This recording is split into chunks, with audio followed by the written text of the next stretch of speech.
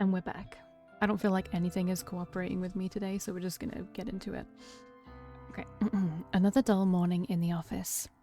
The chatter of people talking on the phone, the humming of the air conditioner, the tapping of fingers against keyboards. If I didn't have music to drown out the white noise, I'd probably go mad from being exposed to it every day. I don't know how everyone else deals with it. Thanks to a good night's rest, I've been able to work diligently so far. I've completed a few tasks already, but there is still a lot more work to do. As I continue to pulverize my keyboard with thin, brittle fingers, I look out over the office floor to see who is around. Shinya sits at his desk, his expression scrunched up in concentration, and he absent-mindedly scratches his face with the blunt end of a pen. Turning my gaze, I observe the back of Tomoe's head as she works attentively at her computer. She hasn't said anything to me since we arrived at the office this morning. Because I now know that she's not the one who requested my death, I feel more at ease around her. And with the photo of my own corpse destroyed, I can put yesterday's unplanned events behind me. I need to be more careful in the future. Forgetting that I planted a photo like that in Tomoe's desk drawer was an oversight I can't afford to repeat. I need to be clever, calculated, cunning. Corpse Girl's ambitions require me to be at peak performance at all times. I can't go messing up like that again. I'm lucky that no one else was dragged into the whole mess. Imagine if I did something so stupid when trying to kill a real victim. I would have ruined the entire operation. Taking a deep breath, I clap my cheeks softly with both hands. From now on, I'm going to truly focus when carrying out my plans. All I need to do is wait for the next victim to come through the website. I'm ready for it. Finding out the identity of whoever requested my own death shouldn't be my top priority. I'm immune to Corpse Girl's wrath, of course, so unless someone decides to come at me with a knife, I'm perfectly safe.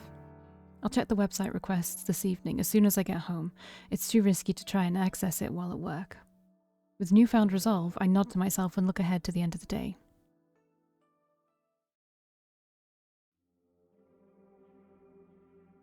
The flickering notification on my laptop screen prompts a wicked grin to split my face in two. One new request. I don't waste any time before opening up the details of the request. My heart begins to pound and I feel the welcome rush of adrenaline flooding through my body. Request details today, 10:55 a.m. Victim's phone. Downloading image attachment. My eyes widen at the sight of the uploaded photo. Two people, two identical women. Twins, identical twins at that. The woman on the left is circled in red. She is obviously the requested victim, but without knowing them personally, it's impossible to distinguish between the two. They both have the same stunning features, lustrous hair, and contagious smiles. This truly is an interesting request. I immediately jump to the conclusion that one twin wants the other dead. That's not the only possibility, but I'd like to think it's the case. Makes it exciting. This type of request only serves to reinforce my resolve. I can't wait to start gouging out the victim's eyes. She will leave behind a truly beautiful corpse. As I wait for my secret weapon, the database of the deceased, to load up, my phone tingles beside me on the couch. It's a noise message from none other than Kojiro. Hey, you there? About last time. Hi. Hey, that guy, Eiichi Hanada, gone today. Is that so? Where did he go? Cremated. Family didn't collect him. Limited space. You know how it is. I don't quite know why Kojiro decided to tell me this. I suppose he still thinks I requested Eiichi's death, so... I see. More names? What? Want me to look up more names? Corpse Girl's victims. Sorry, I don't have any more names for you. Shame. Tell me if you request more deaths. Oh, and do you know her identity? Who? Corpse Girl? Yes. No, sorry, I don't know who she is. Okay. Is it you? Jeez, are we back to this again? No, it's not me. I'm not as clever as all that. Okay. How does she kill? I'm not sure. Okay. What do you know, lol? All I know is that the victim receives a photo of their own corpse before they die. Everyone knows that. My dog knows that. It's her calling card. You had a request fulfilled. Tell me more. I don't know what else to tell you. Lame. Okay. By the way, I saw the photo. What photo? Eiichi Hanada. Photo on his phone. The calling card. Huh? How did Kojiro see it? Sure, he deals with dead bodies, but surely personal possessions are removed from the deceased before they enter the morgue. I need to play it cool here and not invite any more suspicion of myself. Is he not really... Does he actually work in a morgue, or is he like a police detective? Because he would also have access to those names. But then again, he would also have access to Akane's name, so I don't know. Are you talking about the photo that corpse girl supposedly sends her victims? Yes. Funny thing, was definitely the guy, but photo didn't match cause of death. The photo didn't match the cause of death. I remember crafting Eiichi Hanada's photo, of course. It wasn't all that long ago. I used a base image of a corpse with dismembered legs hanging over a power line. It was a memorable image, after all. It made a fearsome sight. But it's not something that could be easily replicated by suicide, or by murder for that matter. So I never really expected Eiichi to wind up looking like that photo. From what I read in the obituary, he died in a traffic accident. He must have been driving, or he was a pedestrian. Either way, it was likely a collision with a vehicle. For starters, cadaver still has both legs. No legs in the photo. Did you know that? No, I didn't know that. I haven't seen the photo you're talking about. You haven't? Interesting. So corpse girl doesn't share with the requester. Hang on. Okay. So only the victim sees the photo. Here. Kojiro shares a photo in the chat. Sure enough, it's a snapshot of the corpse photo I produced for Eiichi Hanada. You can't even, like, see his face in that one. So, like, how does he know it's him? He must have copied it from the victim's phone. Photo from corpse girl. Compared to this. Another photo is shared in the chat. This one I haven't seen before.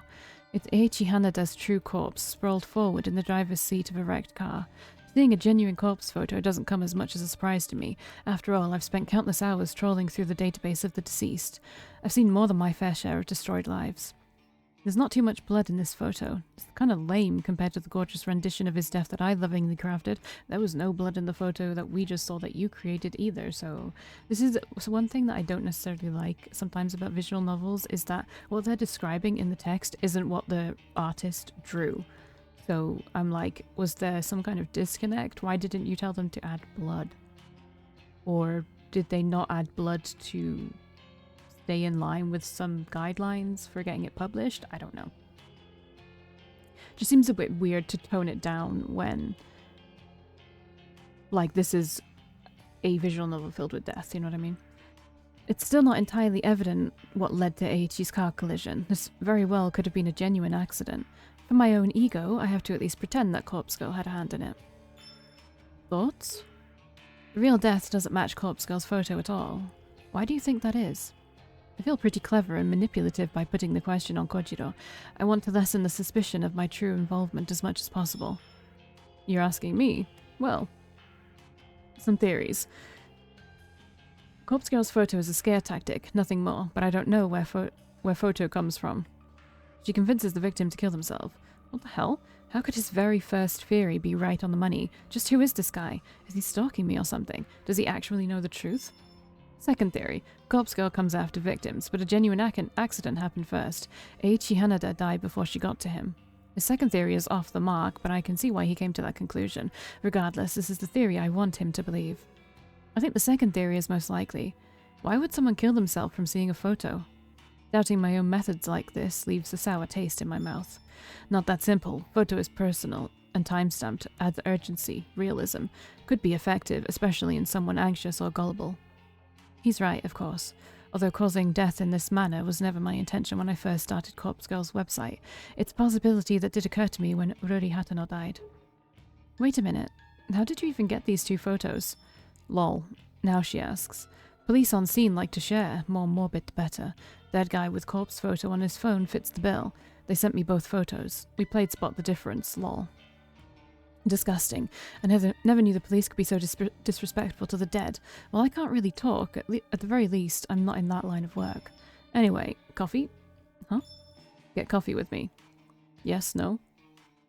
Unbelievable. This guy wants to meet up and grab coffee. Has this conversation really given him the feeling that I'm interested in him? Does he think we've bonded over a discussion of dead bodies? I'm about to tell him no, but some part of me hesitates and halts my fingers. Kojiro has connections, the morgue, the police. It's not inconceivable that he might be a useful tool in the future. At this stage, I'm about 80% sure he doesn't know my true identity. It might be safe to meet up with him. On the other hand, I get the impression that even if he knew who I really am, he'd only be impressed. It's a gamble. It could be beneficial, or it could lead me to being caught. I might even get arrested for my involvement in 3 deaths. Though, is what I'm doing really illegal? I'm not so sure, but I don't think a jury would take my side. That's why I have to err on the side of caution at all times. Kojiro. Okay, let's meet. I type the words and hit send before I have any more second thoughts. It might be a fatal mistake, but if I'm clever enough, I can wrap him around my finger and utilize his connections. Cool. Message you tomorrow. Bye. Kojiro's status immediately changes to offline. I rest my phone on the couch and look back to the laptop screen in front of me. The smiling, beautiful faces of two identical women stare back at me. That's right, I was about to start working on this most interesting request. I still have plenty of time before I need to sleep. With this thought in mind, I set about my task in high spirits.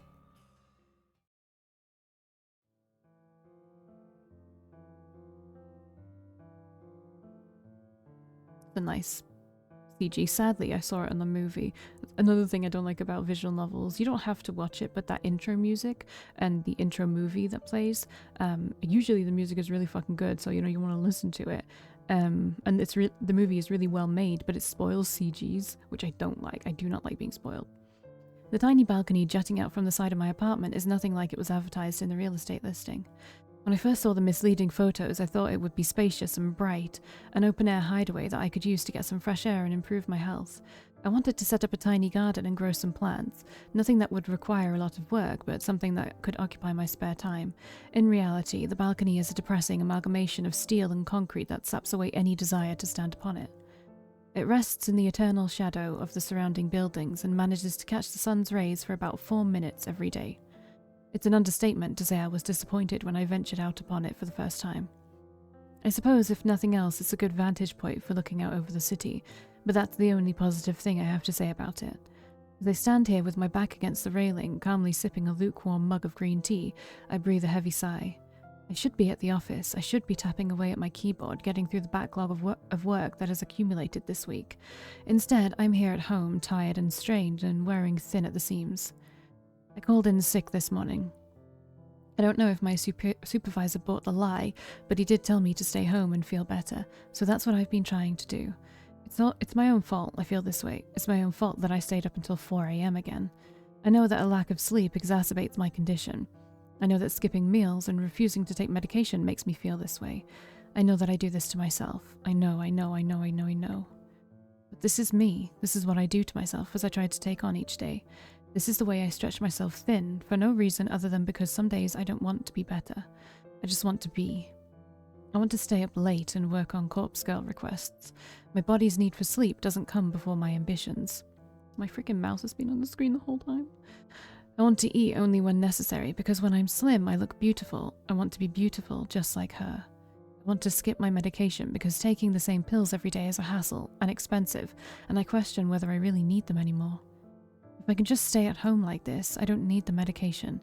I even came out onto the balcony, and that counts as being outside. So why do I take the pills? Why do I need to take the pills? It's true that when I skip a few days, I end up like this. I try to convince myself that I'm fine, that I'm fixed, like I was some broken thing that has been magically repaired.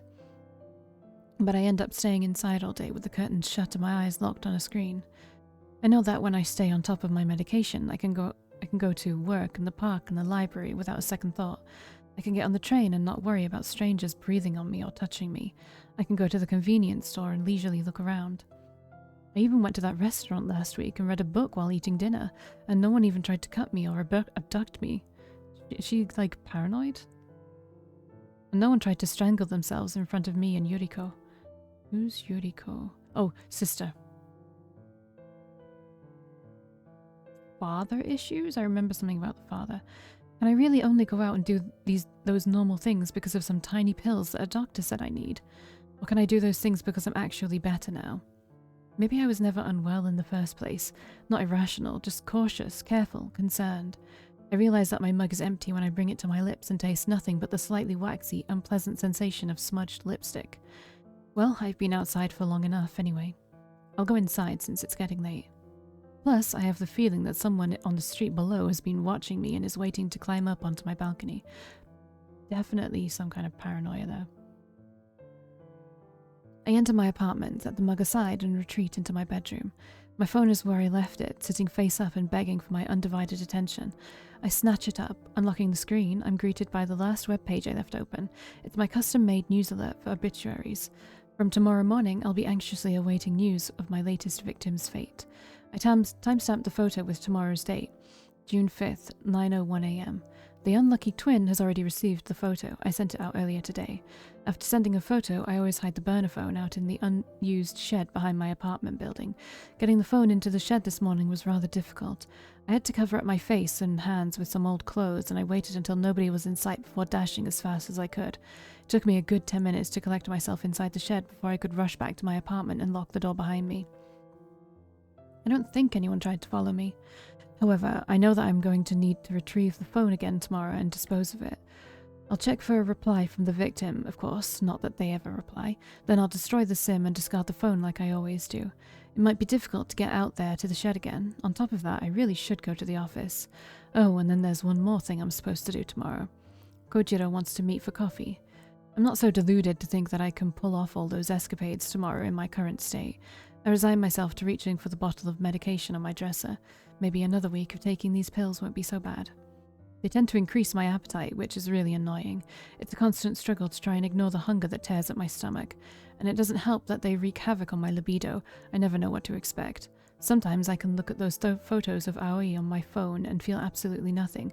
Other times I can simply be scrolling through noise while standing on the train and feel an overwhelming urge to explode. Okay, this makes some amount of sense now. I do my best to dismiss my doubts and fears as I swallow 2 of the tiny tablets. I follow up with a sip of water from the bottle kept next to my bed, and I fight the urge to retch. I'll take a shower to freshen up. After that, I should curl up in bed and read. I need to conserve my strength for tomorrow, so an early night is in order. Maybe tomorrow is the day I'll finally feel better. Be better.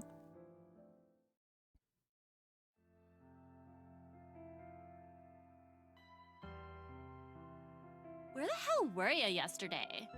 Did you miss me? Nah, just glad you haven't bit the dust yet. That's so sweet. Tomoe leans in close to me, almost uncomfortably so. Listen, have you had any trouble with Corpse Girl? No, I think I'm in the clear.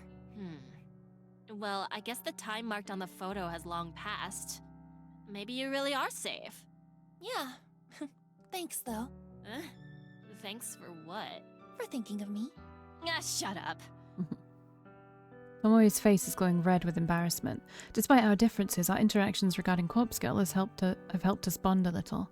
I'm not counting on Tomoe and I having a lasting friendship. Even just quiet peace might be expecting too much. But I think it's in Tomoe's nature to want to pick fights with people, regardless of whether she's close to them or not. I wouldn't be surprised if we end up quarreling again, no matter how much we learn to respect each other. I'm at my desk if you need me, but don't bother me, you know? She waves and leaves that cryptic statement in the air behind her. I return my attention to my computer and mark a few tasks on my list as completed. The next person to waddle up to my desk and interfere with my work is Shinya. You weren't in yesterday? Nope. Are you well? Yep. Okay. I've been meaning to speak to you about Sato. Aoi? Yes, the thing is, I'm kind of in deep water because of her not showing up to work. And then resigning immediately. Shit. I was supposed to talk to you about that, actually. It kind of slipped my mind. Oh, right. I'm sorry, Shinya. It's my fault, really. I hassled you to get Aoi a job. No. I didn't exercise due diligence. I really should have made her come in for an interview. Or I should have spoken to her myself to see if her heart was really in it. When you put it that way... I'm not trying to be callous, but what he said makes sense. Listen, you couldn't have known it, but Aoi struggles a bit day to day. I'll just say she has some anxiety issues and leave it at that. Anxiety, huh? Don't tell anyone I said that. I was under the impression she's been doing a lot better, but maybe I was wrong. I guess we all have our hidden struggles, right? Right. If only he knew. Then again, maybe Shinya struggles too. Maybe dating Tomoe is his cry for help. Maybe he's gonna snap one day and come into the office with a knife. Or maybe he'll discover Corpse Girl's website and request Kotomi Ida's death in retaliation for ending his career. Who knows? I can't read this guy as well as I initially thought. For the longest time, I was under the impression he had a crush on me, so what would I know? Anyway, I hope Sato feels better soon. Maybe she'll find a job that suits her one day. Maybe.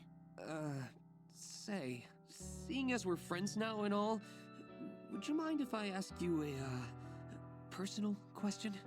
That depends on what it is. It's related to, intercourse? My face scrunches up at the word. I don't like the direction this conversation is heading in. Shouldn't this be something you talk to your girlfriend about? Yes, you're right. But I can't actually speak to her about it. You're really the only other friend I have, so... Shinya's face takes on a dark expression that's far more depressing than what he just said. I feel bad for the guy. Well, what's the question? Oh, if, hypothetically speaking, if someone pressures you into, you know... Sex? His face turns red in an instant. Yes. I'm crying. If someone pressures you into it and you really don't want to do it, what should you do? Not do it. Say no. Firmly and loudly. No one should make you do things you don't want to do. Yes. Of course.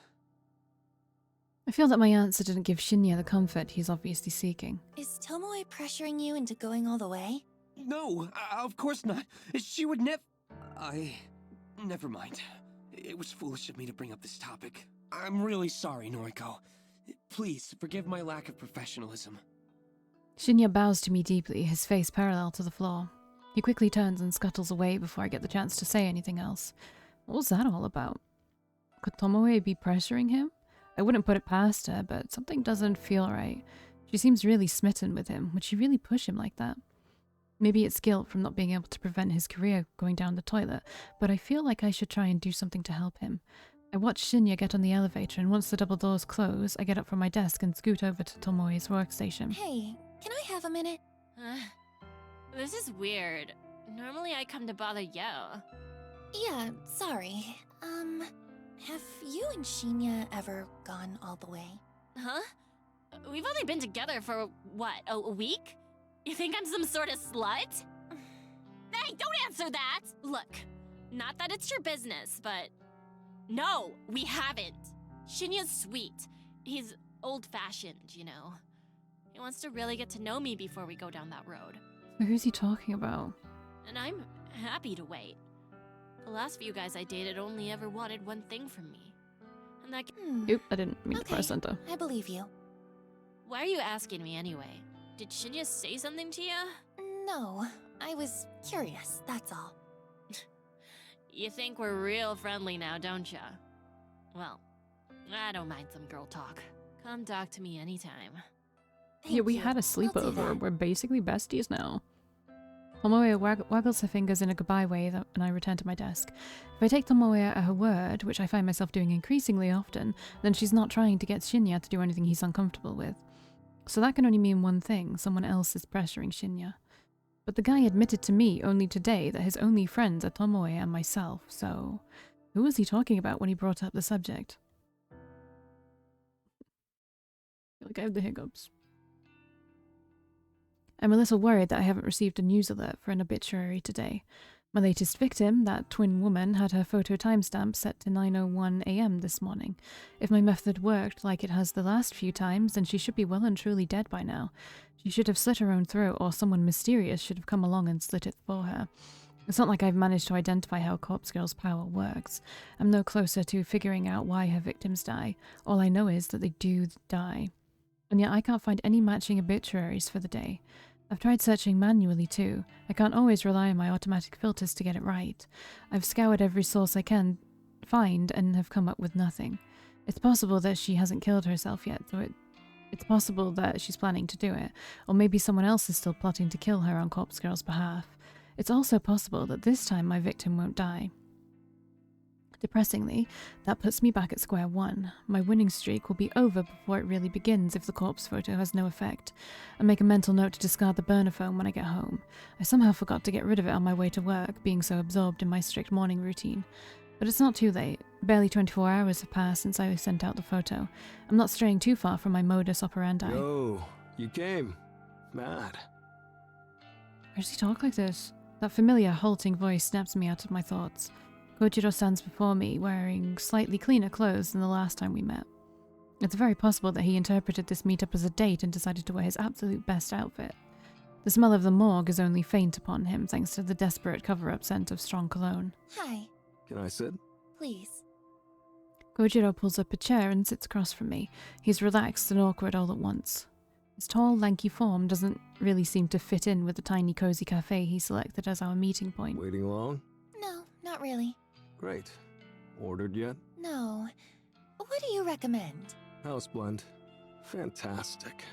They roast it here. Also, the chocolate gâteau is amazing. I'll order 2 slices. Thank you, but I'm not hungry. Coffee is fine. Roger that. The waitress eventually comes around and Kojiro places our order in fluent French. I think the waitress is taken aback as she bows politely and humbly asks him to repeat himself in Japanese. Once our order is settled, Kojiro leans forward and looks into my Wear eyes. glasses? I subconsciously reach a hand to my face and check if I am indeed wearing glasses. Of course I'm not. No? Why would you say that? Kojiro leans back casually and I shrugs. didn't remember. Maybe you had them on last time. Last time? Is he referring to when we met at the library? I've never worn glasses. Sorry. Don't be sorry. Just making conversation. Right, weird ass. This place is great. Has to be Right. a reason he's weird, right? That's not just, I work in a morgue, because that's such a quirky job when it's like, not really. It's just like a job that people tend to prejudge. It's true that the cafe possesses a quiet, comfortable atmosphere. The smell of freshly roasted coffee lingers in the air, and the display of various cakes at the front counter doesn't make me ill. I can make out the faint sound of acoustic music in the background, with vocals in what I presume to be French. All in all, it's a nice place. Kojiro chose well. Oh, is this place expensive? I just don't have much money, that's all. Don't worry. It's on me. How's work? The bank, right? I cock my head to the side. Did I ever tell him what I do for work? I don't recall saying anything on the subject. I work at the head office for Temujin, not in an actual bank. That's so. Huh. Read your profile wrong. I relaxed somewhat at his explanation. Of course he would have read my noise profile before meeting up with me. That's pretty normal. I don't keep much personal information on there, but it's true that my workplace is listed. Our conversation is put on hold as the waitress returns with 2 cups of coffee and a single slice of chocolate gâteau. The cake is delicious and moist, and my stomach growls in betrayal of my convictions. Kojiro thanks the waitress in French, and she once again bows in embarrassment and takes her leave. Bite? He scoops up a section of the cake with his fork and holds it out to me. I wave a hand politely and shake my head. Well. He takes a bite and looks immensely satisfied with his choice of dessert. Could eat if you wanted. You're skin and bones. Excuse me? Just saying. Could stand to gain some weight. The nerve of him! Who would say that to a young woman? I'll have you know that I eat perfectly well. Think. Whoa. Sorry. Wasn't trying to be mean. You're gorgeous. Just saying. Some cake wouldn't hurt. What a weirdo! I'm gorgeous. I feel a little flushed. Whatever. And I look down at my phone to avoid Kojiro's warm Try the gaze. coffee, please. I reach for the cup in front of me, more due to the pleasant aroma than Kojiro's suggestion. I take a sip. It's been served at the perfect drinking temperature, and it's absolutely delightful. Rich, delicate. I could drink this all day. I've probably been wasting my time drinking canned coffee. This is the real deal. Thoughts? For the first time since Kojiro arrived, I smile. It's wonderful. Right? I like your smile. This guy is really laying it on thick. I didn't come here to be swooned, still. The praise is kind of nice, even if he is just trying to play me with the oldest lines in the book. I figure I should switch the subject to encourage him to stop flirting. So, how long have you worked in the morgue? Wow. Good question. Okay, let's see. 34 now. Started there at 22. Damn. 12 years. Never thought about it. Shit, I'm old. No, not at all. You're older than I expected, but really, it's no big deal. How old are you? Can I ask that? I don't mind. I'm 20. Yeah, so you're, like, way too old for her, so stop, okay? Phew. Okay. Right. Is that an issue? No, of course not. You're mature for your age. Or I'm out of touch. You barely know her. You're out of Creep. touch. I can't help but giggle. Wow. Okay. He laughs it off, but I wonder if I hit a nerve. Would you date an older guy? No. And there it is, straight to the point. How do I answer a question like that? Good question. I've got no issue with age, but I don't really know if you're my type. And if I can be honest, there is someone I have feelings for already. That's so. Unrequited love, huh? Something like that. Props can't compete with that. Well, that's okay. I mean, you're stunning. Out of my league. Thrilled to be friends if nothing else. Friend sounds nice. Mad. He raises his coffee cup in toast, then takes a sip. Maybe I had him wrong. He might be a bit more mature than I gave him credit for. If he can take rejection without pressing the point, that speaks a lot about his character. Yeah, but you don't know if he's just like biding his time. So, Corpse Girl. Interesting, right? How does she do it? The photos, the killings, all without knowing the Vic's name. Yeah. Wonder what her death count is. 3, 4 if I'm lucky. I try not to say this out loud. Eiichi Hanada. Car crash. Was it planned? Cut the brake line. Drugged. I have no idea. Sorry. But you requested his death. Yes. I did lead him to believe that. I'll have to continue to go along with it. And for no personal reason? That's right. Brutal. Don't request my death, okay? We'll see. His face lights up, almost as if he's impressed with the ambiguous answer. Excited, Maybe even. I should try the site. Request a death. Know anyone who deserves it? Sorry, not off the top of my head. Neither. Maybe you should request me. I'm dying to know how it goes down. You know, maybe you shouldn't mess with this stuff. What if you really ended up dead? I can protect myself. I mainly want a corpse photo. How does she do it? Oh, by the way, you read that book I gave you? You mean Strange Flower? Bingo. I'm halfway through it. Wow, fair effort. It's long. Thoughts? It's interesting, I won't lie. No, Belle Sinclair is a sicko, right? Right. He's not all there. Halfway through, huh? Has he dined with the dead? Yeah. Who was it? His school teacher, I think. He dug up her body 2 days after she died, and then dressed her in his mother's Sunday best. It's not that weird. Like, it's weird. Like, don't get me Yeah. wrong, it's fucking weird and blah. But, like, it's not like, oh my god, this is, like, such a creepy book. I don't know. Maybe my sense of creep is just different. Took the corpse out for Italian? I can imagine the waiter's reaction. Classic. Kojiro seems to really enjoy reminiscing about the book. The story is definitely interesting, but the way he's laughing at it makes me a little worried. Then again, the guy works in a morgue, so maybe the whole scenario is just comical to him. Oh, that's it there. It takes me a second to realize what he's pointing at. Sure enough, the book in question is sticking out at the top of my bag. Pass it here. I want to show you a funny passage. Right, weird ass. I nod and reach for the book. I pull the massive tome from my handbag with a fair amount of effort. The book comes free, but it snags on the bag's zipper and causes some of the contents to fly out. A few personal belongings fall to the floor with a clatter. I notice my lipstick, lip gloss, notepad, and pen hit the cafe's tiled floor. Kojiro comes around to my side of the table and helps me pick up my things. He pauses when his hands grapple with another book that has fallen underneath Strange Flower. Fausse photography? What's this? I quickly reach for the book and try to snatch it from his grasp. It's nothing. Kojiro is quick, and he instinctively avoids my desperate grab. He holds the book aloft and continues reading the cover. English? A comprehensive history of photo manipulation. He returns to his seat and flips through the pages as I finish packing my belongings away. I bow my head silently, waiting for his judgment. You can read this? Only a little. Speak French, apparently. This is tough. My English isn't good. Thought it was French at first. Is that an easy mistake to make? These images. Kojiro suddenly snaps the book closed and looks at me. Figured it out. I brace myself for his inevitable accusation. Corpse Girl fakes the photos. The photos aren't from the future. Like that was ever possible. Photo is fake. Timestamp is fake. He's correct, but will he go back to assuming that I'm Corpse Hey. Girl? Why do you have this book?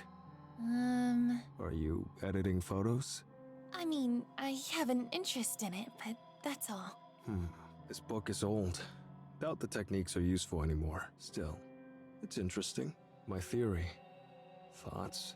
About Corpse Girl faking the photos? Bingo. I don't know. Sure, it's possible. But can anyone fake a photo so realistically? Realistically? Do you know her photos are realistic? You sent a photo. Thinking quickly, I snapped back with an answer. You sent me that copy of Eiichi Hanada's corpse photo. The one Corpse Girl apparently produced. True. It was good, right? Pretty convincing. It was okay, but like you literally couldn't see his face. Very convincing. Is photo manipulation that good?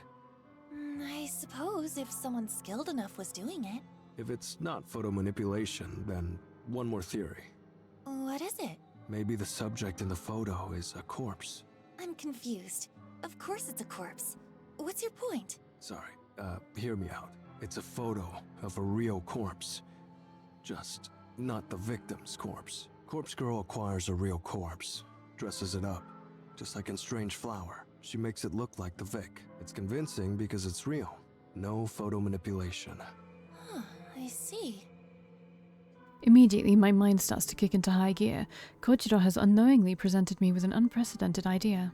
What if Corpse Girl does get real corpses? What if she dresses them up, wounds them, make them look like a carbon copy of the victim, then she holds a photography session to capture the magic? The realism will be amazing. It'll be way more convincing than manipulating a photo, even though I've become pretty good at that. It will be the next step up in realism. It's sure to convince victims to kill themselves. If Corpse Girl's victims can be relied upon to kill themselves, then I don't have to continually question the cause of death. I wouldn't need to worry about whether some mysterious third party is wandering around slaying people on Corpse Girl's behalf. All of the deaths would be caused by suicide. It would be predictable. Conquering victims would simply be a matter of forging a convincing enough corpse replica. But the legwork involved in acquiring corpses would be thin. The answer is sitting right in front of me, with a smudge of chocolate cake on his chin and an empty coffee cup resting in his hands. Say, hypothetically, would it be easy for Corpse Girl to even have access to dead bodies? Legal ramifications aside, could she possibly have a source of cadavers to desecrate at will? Yeah, it's not impossible. Take someone like me. I have the morgue. I'm there alone mostly. Someone like Corpse Girl makes me an offer. I'd give away spare corpses, no problem. Right, weirdo. Of course, I could get busted. It's not about losing my job. I'm not going to prison. The price would have to be right. But that's just me. Employees in other morgues, well, can't speak for them. Interesting. So you would willingly work with Corpse Girl if the price was right? Yeah, I've said it before. Big fan. I support her work. It's fascinating. If she really is using cadavers to make photos, then, well, I'm offended she didn't come to me for help. This is amazing. I never imagined this meeting could be so lucrative. If I want to get my hands on all the corpses I'll ever need, I can just ask him here and now. I find myself breathing heavily, and I notice that my cheeks are warm and my head feels slightly airy. It all comes down to whether or not I really want to step up my game. The way things are, well, the twin woman, my latest victim, doesn't seem to have given up the ghost. Maybe I'm being impatient, or maybe my work just isn't as convincing and powerful as I want it to be. Then there are the cases of the previous victims. Akane Suramaki killed herself, there's no doubt about it. But Eiichi Hanada? It's highly possible his car wreck truly was an accident. I may not have had a hand in that after all. Ruri Hatano, my first ever conquest. The cause of her death still eludes me. There's no way she could have killed herself in the position her body was discovered in. She's the whole reason that I started suspecting someone else's involvement in the first place after all. So there's one definite suicide, one potential murder, and one death that was an accident, a traffic collision that happened to coincide with the date. I wanted the victim to die. Statistically, there's no way to know how Corpse Girl's power actually works. It's almost like deaths are just caused at random, and when you pile in the countless failures I've encountered over the past year, well, my success ratio isn't very impressive. If I could truly compel victims to simply kill themselves, then it would take the guesswork out of the whole thing, that's for sure. With Kojiro's help, I could acquire cadavers and make them look like my victims. The work would be completely different to photo manipulation. There'll be gore involved, no doubt about it, and it'll take a steady hand, some makeup artistry, and access to clothing props. Then there's the lighting to consider, and backdrops. It's one thing to take an image from the database of the deceased and have a corpse splattered on the pavement ready to go. It's an entirely different thing to have to drag a body out of a morgue and plant it in position, then take photos of it. There'll be a lot to consider here. It's not a decision I can make lightly. And on top of that, I doubt I have the courage right now to ask Kojiro straight up for his help. But if I do go for it, I'm absolutely positive it will lend a massive amount of credibility to Corpse Girl's mission. The extraordinary realism will pave the road ahead of me with blood. Yo, finished your coffee? Oh, I quickly take a sip and drain the cup. that was delicious. Thank you for treating me. Very welcome. Shall we head off? Yes, let's. Any plans for the night? Yes, sorry I can't hang out longer. No problem. I had fun. Kojiro stands up and conjures his wallet. He leaves a few bills on the table and then steps towards me. I stand up too, and playing my best hand, I quickly lean forward and plant a soft kiss on his cheek. The maneuver is surprisingly difficult thanks to his height, and I don't think I pull it off as gracefully as I planned. Thank you for the date. Will I see you again? I give him my best alluring look as I bat my eyelids gently. Yeah, of course. He slowly rubs his cheek with tender fingers, amazed that I just kissed him. Bye-bye now. I spin and make a beeline for the exit. At least it seems mostly just for manipulative purposes. I hope my trembling legs don't betray me as I step out onto the pavement outside. It's not in my nature to try and seduce somebody for my benefit. So much so that my attempt at it has left me feeling rather queasy. I don't know if I pulled it off, but now that I've left the cafe, I can't look back to see what effect I had on Kojiro, if any. Across the road and a shiver runs down my spine. I hope I'm prepared for what I'm getting myself into. I'll see you in the next one.